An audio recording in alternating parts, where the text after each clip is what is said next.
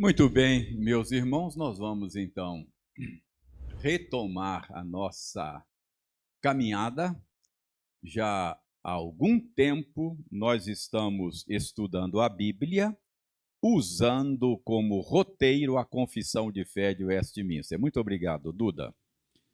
Usando como roteiro a Confissão de Fé de Westminster. Isso nos possibilitou até aqui nós visitarmos um leque enorme de assuntos, porque a confissão de fé organiza o conteúdo da Escritura em tópicos, né? Cada capítulo trata de um tópico bíblico, de um assunto.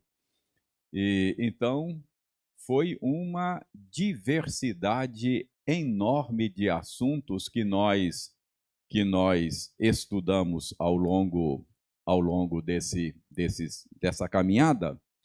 Então, hoje nós vamos para o penúltimo capítulo da Confissão de Fé. São 33 capítulos. Hoje nós vamos ver o capítulo 32. E qual é o assunto a respeito do qual o capítulo 32 trata? Está aí. Do estado do homem depois da morte e da ressurreição dos mortos. Então, hoje nós vamos estudar esse penúltimo capítulo. Semana que vem nós não teremos o estudo bíblico aqui, conforme avisou o Wildeir.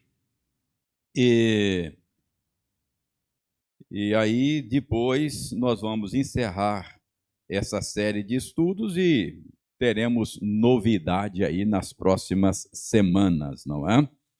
Então, o que a Bíblia ensina a respeito do estado do homem depois da morte? E o que a Bíblia ensina a respeito da ressurreição dos mortos? O que acontece depois da morte, não é? O que acontece? Qual é a condição? Qual é o estado de uma pessoa depois da sua morte até a sua ressurreição? Onde estão aquelas pessoas que morreram e ainda, obviamente, não ressuscitaram? Então, esse é o assunto a respeito do qual nós vamos tratar hoje. Esse é um assunto que desperta muita curiosidade, porque é um assunto sobre o qual a Bíblia lança pouca luz, não é? E a gente é muito curioso, né? A gente quer saber exatamente a respeito daquelas coisas sobre as quais a gente não tem muita revelação. Então, sobre esse assunto que vamos estudar hoje, a gente não tem muita revelação. Deus não nos deu muita revelação a respeito da condição, da situação daquelas pessoas que já partiram, que já morreram. Mas a gente pode fazer alguma afirmação à luz da Bíblia. E os nossos irmãos que escreveram a Confissão de Fé, eles redigiram aí o ensino da Escritura do jeito que nós temos aí.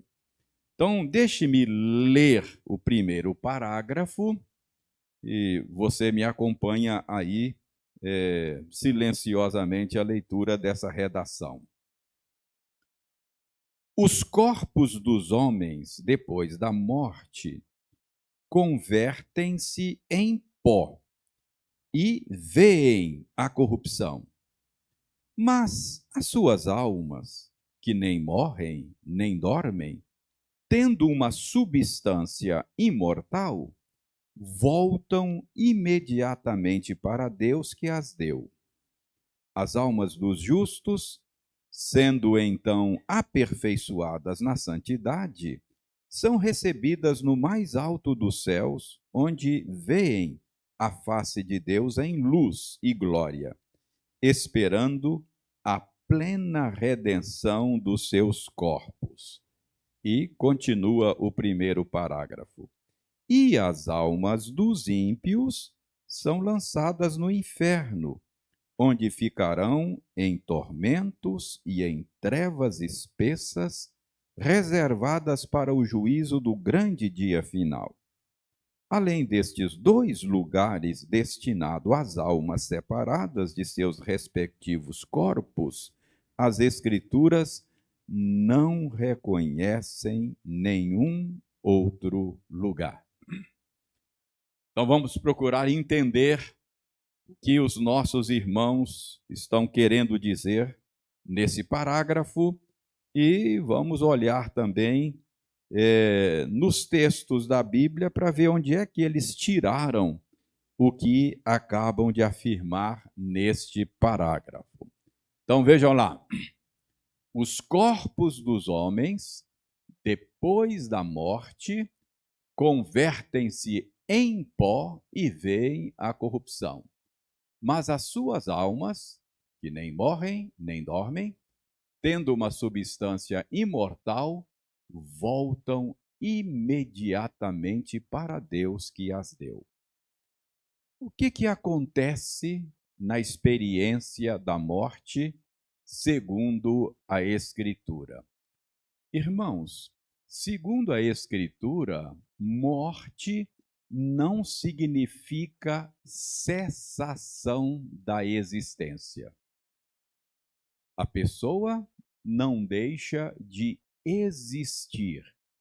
O que acontece na morte, segundo a Escritura, é uma ruptura, é uma separação no nosso ser. A Bíblia deixa claro que Deus nos fez como uma unidade psicossomática. O que é isso? O ser humano é uma unidade indissolúvel de uma dimensão material, que a gente chama de corpo, e uma dimensão imaterial, que a gente chama de alma. Então, nós não somos materialistas. O materialista, ele acredita que tudo que existe é aquilo que é material, que pode ser tocado, percebido pelos sentidos. Nós acreditamos que a realidade não se limita a essa dimensão material.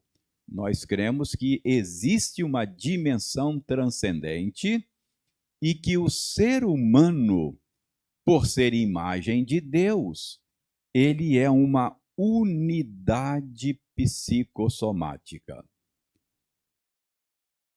Não é que você tem um corpo. Não, você é um corpo.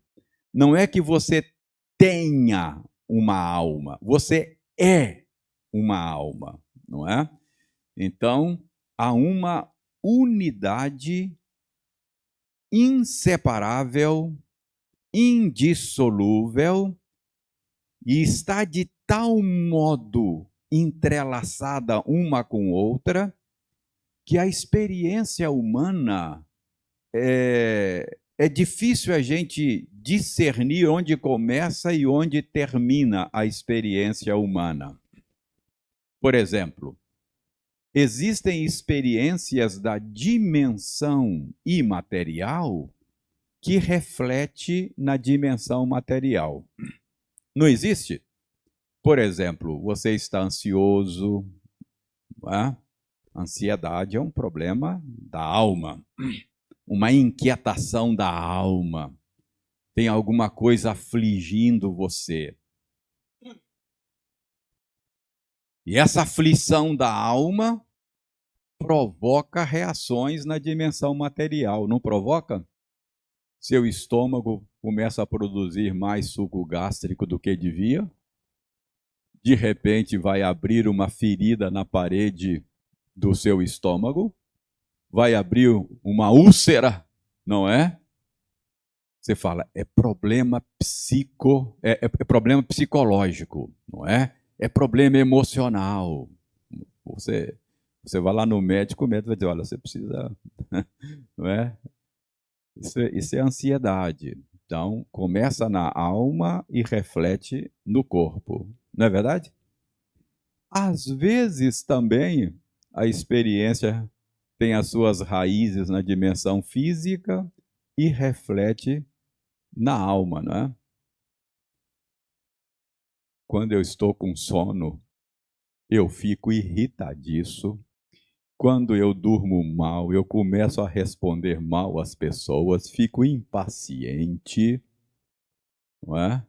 Então, essa irritação, fico para baixo, é um problema que uma noite de sono resolve, não é? Percebe como é que a gente está tudo, essa dimensão material e imaterial, está tudo junto, misturado, não é? E Deus projetou para que isso funcionasse assim, não é? De maneira integral, inseparável. Né? A Bíblia diz que, como é que a Bíblia diz lá? O coração alegre torna o rosto bonito. Quando a alma está bem, isso reflete no rosto, não é? Quando a alma não está bem, os músculos do rosto ficam tensos, dá até dor no corpo, né? Você fica tenso, dói, não é? Às vezes eu chego em casa, a Eliane olha no meu rosto e fala assim, o que aconteceu? Eu falo, como é que você sabe? Mas tá na cara, não é? Tá na cara. Tem preocupação no coração aí, tem angústia no coração. Seu rosto está mostrando. Não é assim? Então, o que acontece na morte? Uma ruptura nessa unidade psicossomática. Você fica separado de você mesmo. E esse modo de existir rompido com você mesmo é uma anomalia. Não era para ser assim. Isso é uma anomalia, não é? Então, quando a Bíblia fala de morte, não está falando de cessar a existência. Você passa a existir numa condição anômala, numa condição que não era para ser assim. Não é? É uma condição resultante da maldição do pecado, não é isso que a Bíblia diz? Que por um só homem entrou o pecado no mundo e pelo pecado entrou essa experiência da morte. A Bíblia diz que a morte é salário do pecado, portanto,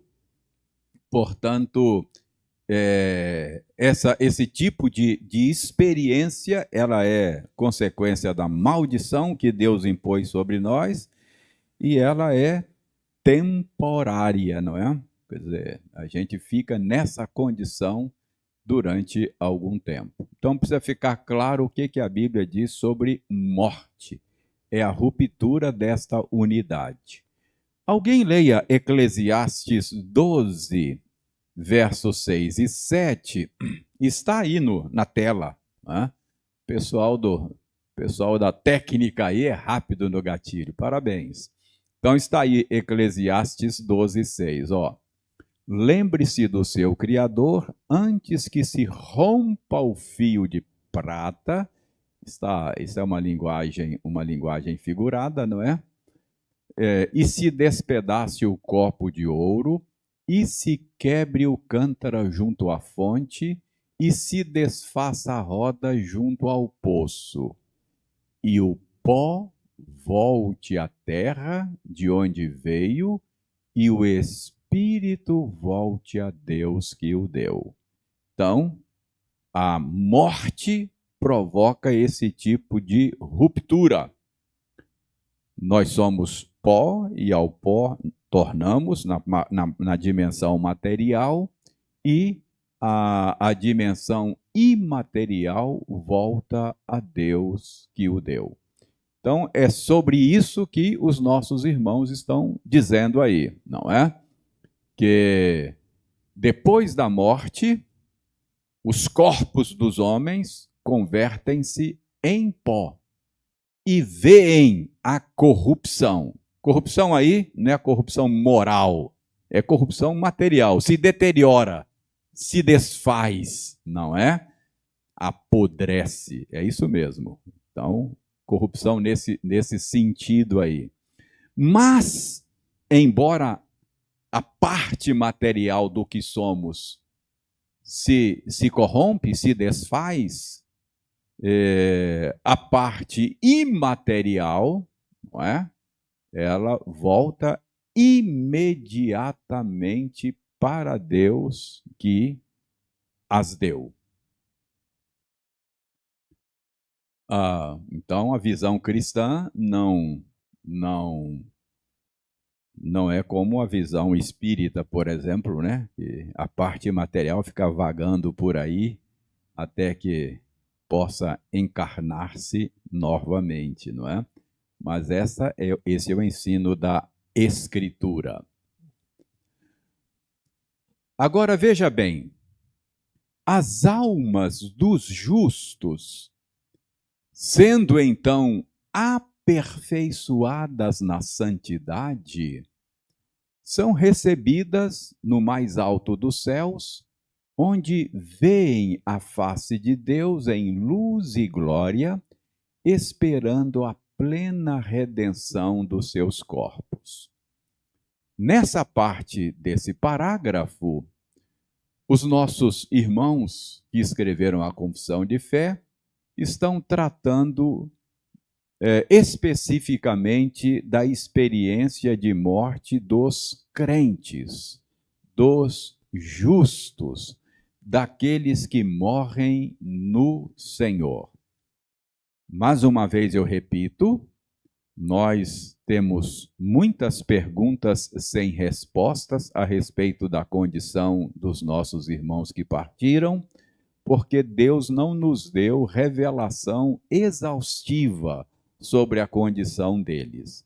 Mas é possível fazer algumas afirmações sobre a condição deles com razoável base na Escritura.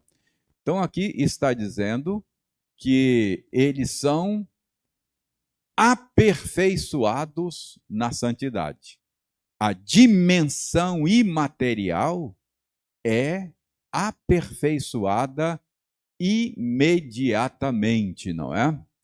A teologia, um lembrete aí, a teologia chama esta existência desincorporada de estado intermediário.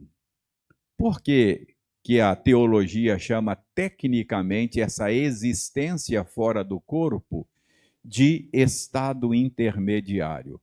Porque é aquele período da existência da pessoa que vai entre a morte até a ressurreição. Então, os nossos irmãos que partiram, que morreram, estão no estado intermediário. Ou seja, eles estão existindo, vivendo entre a morte deles, aguardando a ressurreição. Por isso que é intermediário, é uma existência entre a morte e a ressurreição. Mas vamos ver então o que é que a gente pode afirmar com base na Bíblia. A gente não tem revelação assim exaustiva, clara. Um escritor diz que a gente tem sussurros, não é? Deus não nos deu muita revelação, mas ele nos deu algumas pistas, alguns sussurros a respeito desta condição das pessoas que morreram. Então, as almas dos justos, como diz aí a nossa confissão de fé, com base na Escritura, elas são imediatamente aperfeiçoadas na morte. Então, na morte, na dimensão imaterial, o cristão já é aperfeiçoado. Ou seja, é uma experiência totalmente livre da presença do pecado já. Eu experimento hoje desejos pecaminosos, não é? Nessa minha condição. Mas aqueles irmãos que estão no estado intermediário, eles não têm esse tipo de experiência mais. Eles já foram aperfeiçoados na dimensão imaterial. Vejam Hebreus 12, 23. Essa passagem bíblica não deixa nenhuma dúvida para nós. Essa passagem está fazendo uma relação entre o culto do Antigo Testamento e o culto do Novo Testamento. Então, o escritor de Hebreus lembra da experiência cultica lá no Sinai. Lembra lá no Sinai, quando Deus mandou Moisés reunir o povo, porque Deus queria ter uma audiência com o povo, lembra? Lá no Monte Sinai. E lá, nesse culto que aconteceu no Sinai, foi uma experiência assim extraordinária, tremenda. Havia tremor de terras. Ouvia-se clangor de trombetas. Então, foi uma experiência, trovões, relâmpagos, altamente marcante. Uma experiência muito forte. Mas, no nosso culto do Novo Testamento, essas coisas não acontecem.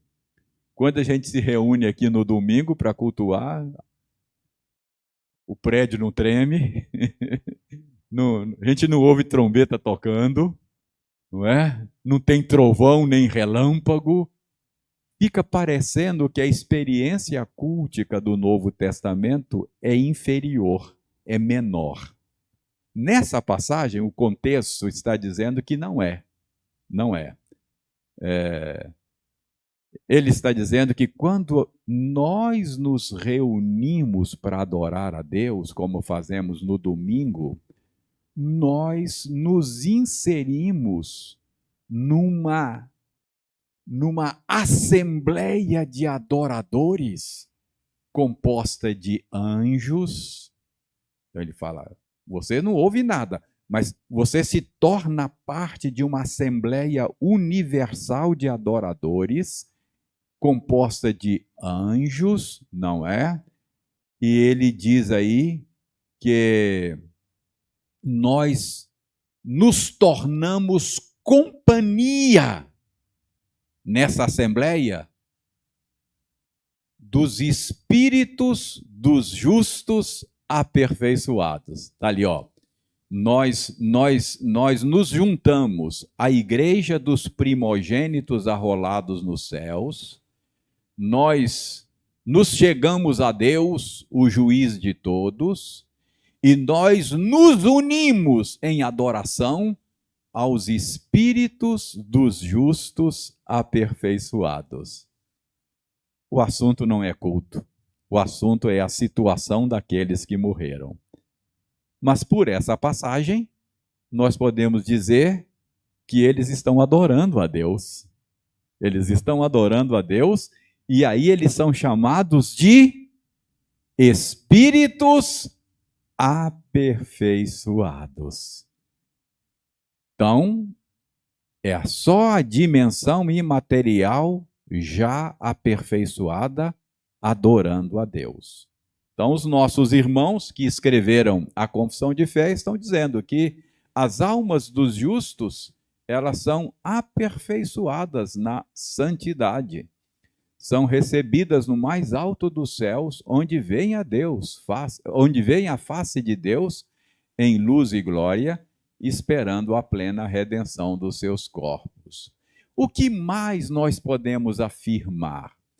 Nós podemos afirmar também que a condição daqueles que estão fora do corpo, nessa existência desincorporada, é uma condição de consciência. Isso é importante, porque existem aqueles que entendem que é uma condição de inconsciência. Isso porque muitas vezes a Bíblia usa uma linguagem figurada para falar daqueles que morreram, não é? Porque a Bíblia às vezes fala aqueles que dormiram, não é? Mas a gente precisa interpretar esses textos, esse dormir, como um eufemismo. É uma maneira de falar de maneira mais amena de uma coisa que pode provocar assim pode chocar, não é? Então, em vez de falar, ele morreu, fala, não, olha, ele descansou. ou ele dormiu, não é? Então, é isso que a Bíblia faz quando usa esse tipo de linguagem. Você não pode entender o verbo dormir literalmente. Mas tem gente que acha, não, é um estado de inconsciência. Aqueles que morreram não sabem de nada que está acontecendo, não têm consciência da existência deles. Quando ressuscitarem, eles não vão ter nenhuma noção do que se passou. É como você dormir hoje, acordar amanhã, você não tem noção do tempo. Você tem que olhar no relógio e fazer as contas para saber quanto tempo você dormiu, né? Mas não, a Bíblia nos permite dizer que é um estado de consciência, não é? Ali tem alguns textos. Eu vou pedir para a gente ler Apocalipse 6, 9 e 10. Acho que isso aí é suficiente para a gente ter. Veja bem, Apocalipse 6, 9 e 10. Quando o cordeiro quebrou o quinto selo, diz João, vi debaixo do altar, o que João viu? As almas daqueles que tinham sido mortos por causa da palavra de Deus e por causa do testemunho que deram. Preste atenção, Deus está dando a João uma visão para consolar o coração da igreja. A igreja estava sob perseguição. O imperador Domiciano estava matando crentes. E era um consolo poder ver onde é que esses irmãos que morreram por causa do testemunho deles estavam. João então viu que eles estavam diante do trono. E o que eles estavam fazendo diante do trono? Diz aí, clamaram com voz forte, dizendo: até quando, ó soberano Senhor, santo e verdadeiro, não julgas nem vingas o nosso sangue dos que habitam sobre a terra? Então, as almas daqueles que tinham sido decapitados na perseguição estavam diante do trono, clamando por justiça, pedindo a Deus que vingasse o sangue deles. Ora, isso sugere que esses irmãos estavam conscientes, não é? Eles estavam clamando por vingança.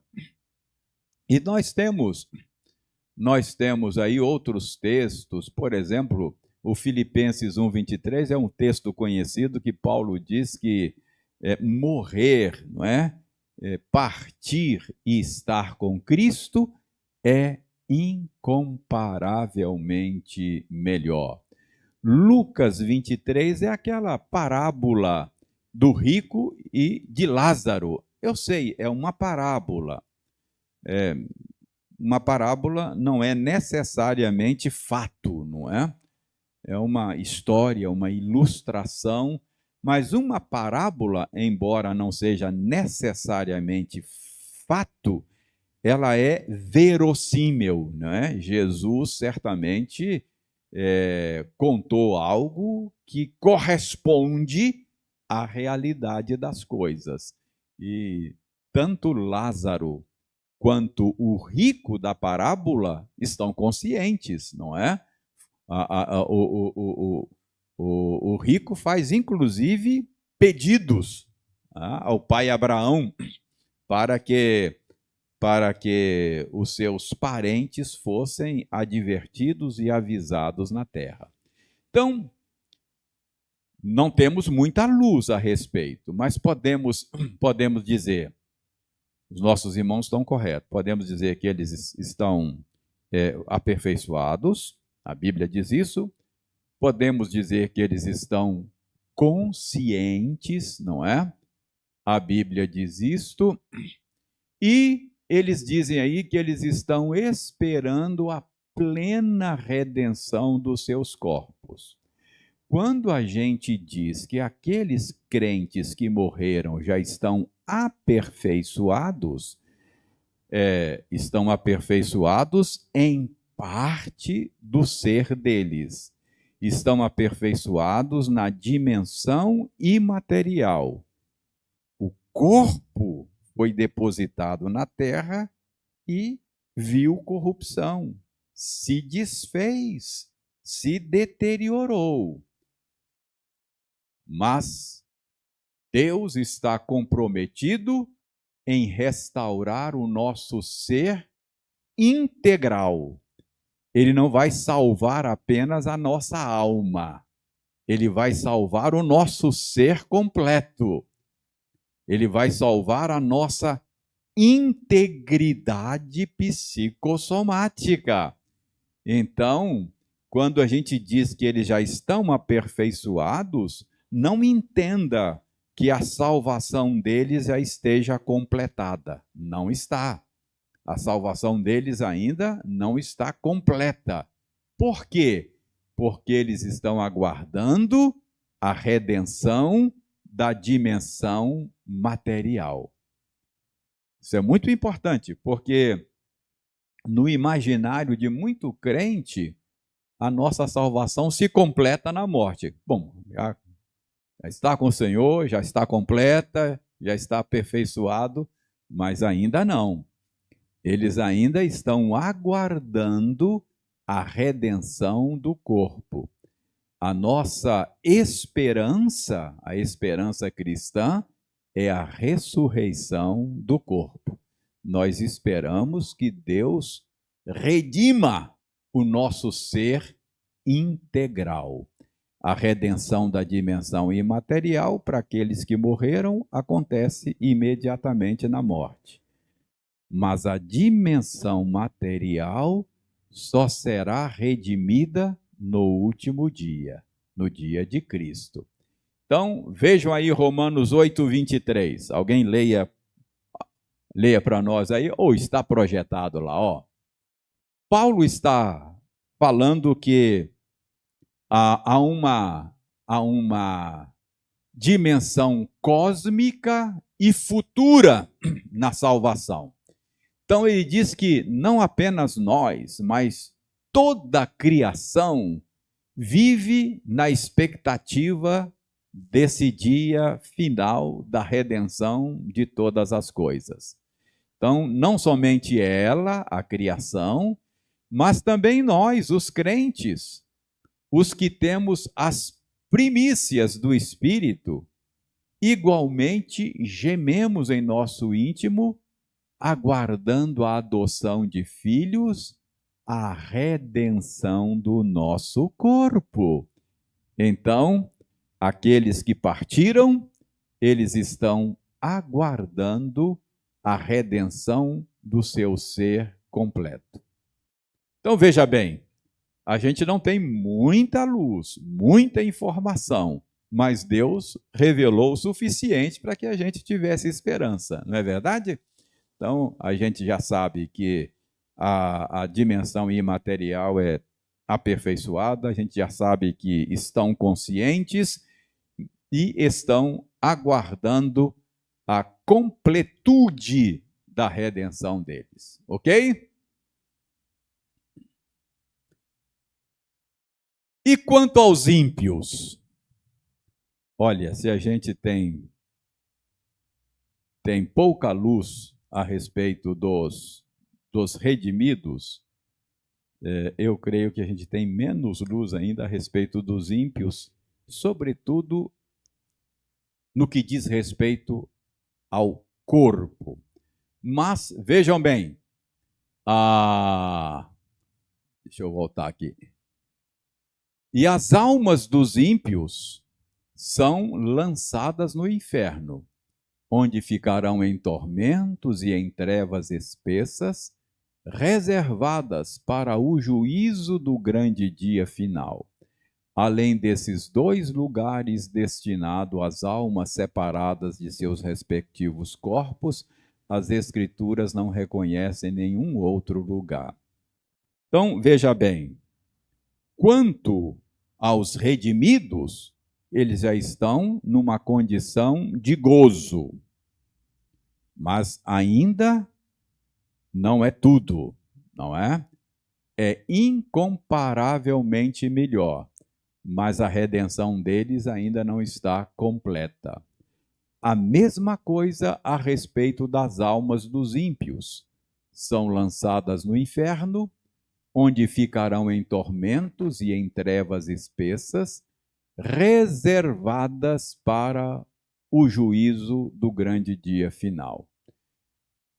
Isso pode ser visto claramente na parábola do rico e do Lázaro. Está aí o texto novamente, a gente nem precisa revisitar esse texto, porque é um texto muito conhecido, todos vocês certamente se lembram que a situação do ímpio daquela parábola já era uma situação de sofrimento, não é? Uma situação de tormento, embora ainda não fosse o tormento final e definitivo. Isso nós podemos afirmar por causa desta parábola de Jesus.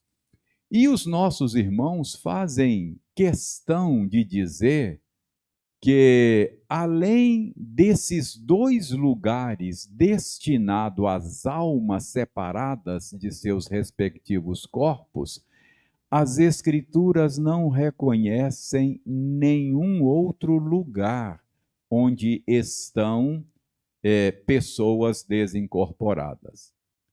É óbvio que eles estão aqui pensando na crença católica romana de purgatório, de limbus patrum, não é? Porque a crença católica romana é de que as almas daqueles que estão nessa condição de estarem desincorporados podem estar numa condição ainda de purgar, de ser purificado dos seus pecados, e limbus patrum é uma outra possibilidade para aqueles que crentes do Antigo Testamento, que não viram a Cristo, que viveram antes da crucificação de Cristo. E ainda há uma outra possibilidade, limbus infantus, que é para os infantes que morreram sem serem batizados e tal. Então, são possibilidades intermediárias antes de acessarem o gozo eterno. Então, o que a nossa tradição diz é que não há na Escritura nenhuma base, nenhum reconhecimento de nenhum outro lugar ou nenhuma outra condição a não ser essas duas. Ok? Alguma pergunta? Eu estou me lembrando aqui do meu professor, por isso que eu fiz essa pausa aqui. Reverendo Onésio, que já está com o Senhor, um dia deu uma aula sobre predestinação. Foi meu professor. E ele perguntou, aí um aluno falou assim, reverendo, eu tenho uma dúvida aqui. Ele falou, você tem uma, eu tenho 1000. Então, como tem muita coisa que o Senhor não nos revela sobre essas coisas, a gente tem muita pergunta sem resposta. Mas vamos lá, Natália, diga aí.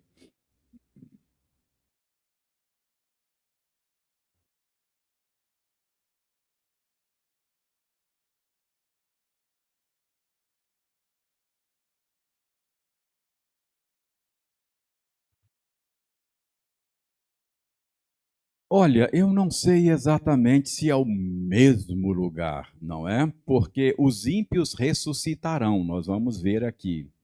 A gente tem quase nenhuma informação sobre o corpo dos ímpios da ressurreição, não é? Ah, mas a Bíblia diz que Pedro fala de espíritos que estão guardados em prisão para o dia do julgamento. E depois a Bíblia fala a respeito de que no juízo final, Satanás, não é? E todos os seus anjos e seguidores serão lançados no inferno, não é? Preparados para eles desde antes da fundação do mundo. Então eu não sei lhe dizer, até porque é difícil a gente pensar em localização espacial, não é? É difícil. O que a Bíblia garante é que haverá um castigo e condenação eterna para os que partem desse mundo sem Cristo e que aqueles que partiram sem Cristo já estão sob condenação, ainda não de maneira definitiva, aguardando a ressurreição, mas já estão sob condenação. Fala, Rogério.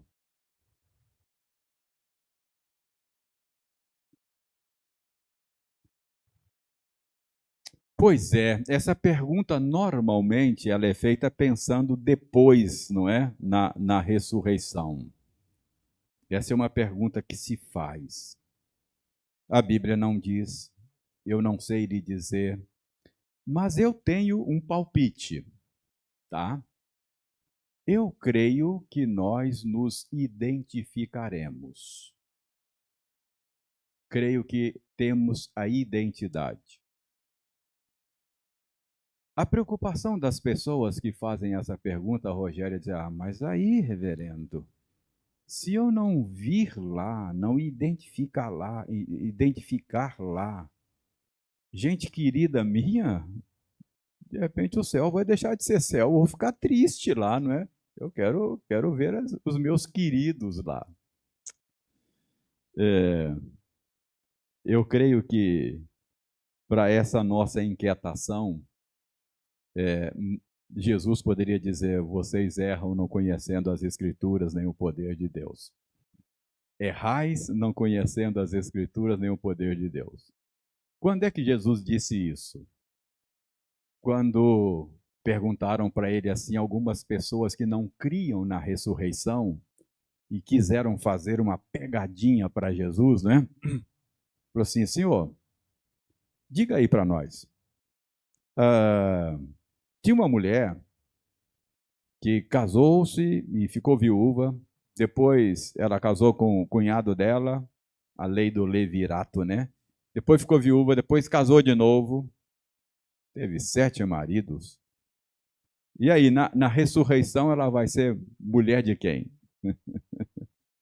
Pensaram, pegamos ele no contrapé, né? Fica ensinando esse negócio de ressurreição, aí fizeram essa pegadinha para deixar Jesus mal na fita, né? Jesus falou assim: vocês erram, não conhecendo as Escrituras nem o poder de Deus. Lá não se casam, nem se dão em casamento. Como é que eu tenho entendido essa resposta de Jesus? É que vínculos construídos nessa dimensão não são transferidos para lá. Entendeu? Lá, os vínculos que nos unem são os vínculos da cruz. A minha esposa lá é a minha irmã amada em Cristo Jesus.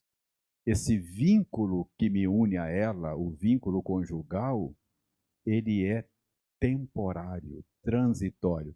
Tanto é que se um de nós morrer, o vínculo acabou, ela está livre para casar de novo. Entendeu? Então, eu creio que é isso que Jesus diz. Mas não há revelação clara sobre isso, sabe, Rogério? É aquilo que eu disse, tem sussurros, não tem muita luz a respeito dessas coisas. E eu que pensei que fosse acabar o capítulo 32 hoje. Ok. Mas aí, gente.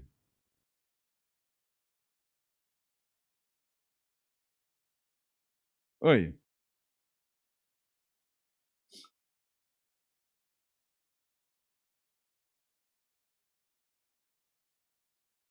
Aham.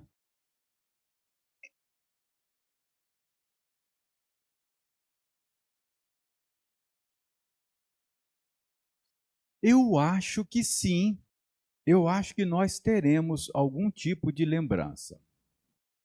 Não. Por exemplo, a Bíblia diz que por toda a eternidade nós vamos adorar o Cordeiro que foi morto. Eu vou me lembrar do sacrifício do Cordeiro que foi morto. Vou celebrar a minha salvação. Eu vou saber de onde eu vim. Mas hoje eu estou aqui por causa do Cordeiro que foi morto. Né? Então, quem são esses de vestiduras brancas? Eles são aqueles que vêm da grande tribulação. Eu sei da minha origem, onde eu estava e onde eu estou, e eu vou adorar o Cordeiro que foi morto. Então, isso sugere lembrança de alguma coisa que estava atrás, né? O Cordeiro que foi morto foi lá. E eu vou me lembrar dele, eu vou adorá-lo. Como eu disse, a gente não consegue amarrar todas as pontas, né? Então, é porque a gente não tem luz, revelação sobre essas coisas. Deus revelou o suficiente, não é? Ah, por exemplo, a respeito da primeira vinda de Jesus, também foi assim, né? Os próprios apóstolos ficavam fazendo perguntas, né? O João Batista falou assim: é o senhor mesmo, ou vão esperar outro, e etc., não é? Então, à medida em que o plano de Deus vai sendo realizado, concretizado na história, a gente vai tendo mais revelação a respeito de como são as coisas, né? Fala, Gabi.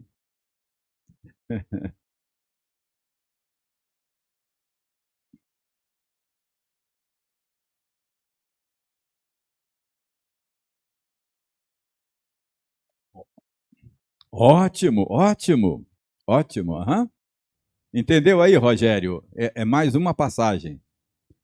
A Gabi está dizendo que a passagem da transfiguração, Elias e Moisés foram identificados, aqueles que lá estavam, e olha que eles nem ressuscitaram ainda, né? Mas mesmo desincorporados, eles foram reconhecidos lá. É. Reverendo Augusto Nicodemos é um bom teólogo, parabéns. Boa, boa. Hã? Ok? Então, parece que há identificação, sim, né? Pois não, João Batista.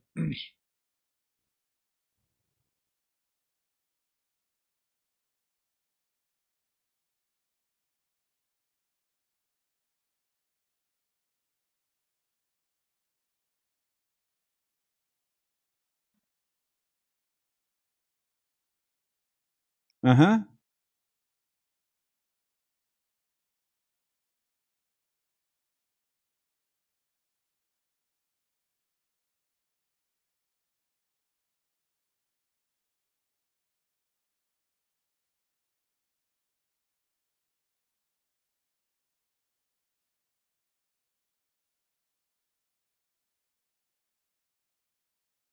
Uhum. É. Isso eu tinha planejado quando nós vamos ver aqui, acho que no parágrafo terceiro, sobre como é o corpo da ressurreição. Tá aí, ó. São os mesmos corpos e não outros, posto que com qualidades diferentes. Aquele texto que o Ildeir leu me daria base para dizer isso. Mas vai ficar para frente, pastor Lucas talvez toque nisso aí. Mas Paulo está no capítulo 15, tirando a dúvida daquele texto que o Deir leu.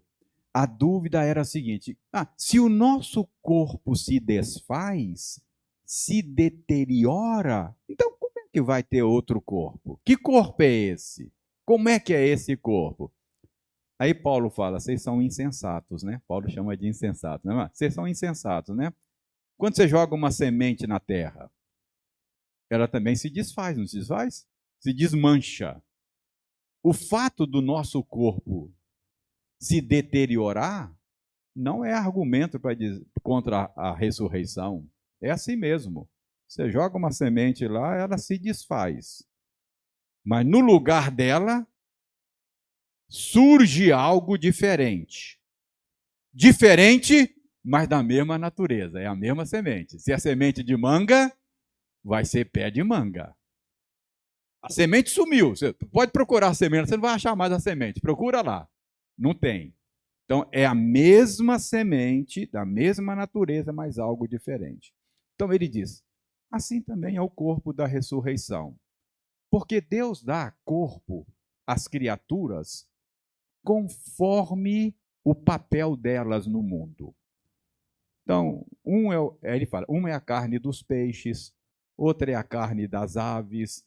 Deus dá às aves uma estrutura para voar, não é? Ele tem aerodinâmica. Então, cada corpo que Deus dá perfeitamente adaptado para a realidade na qual ela vai viver. Então, como é que vai ser o nosso corpo lá? Perfeitamente adaptado àquela realidade na qual vamos viver. Não diz mais do que isso. Como é que vai ser o corpo da ressurreição? Já tem um que andou por aqui, né? Que é o de Jesus. Então você pode ter alguma noção. Parecia que o corpo de Jesus não estava muito limitado a espaço. Ele aparece no lugar, logo aparece no outro. Os discípulos estão de porta fechada, ele aparece lá dentro.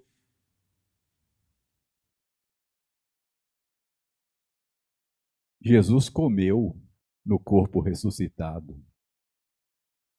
Nós vamos comer? Percebe?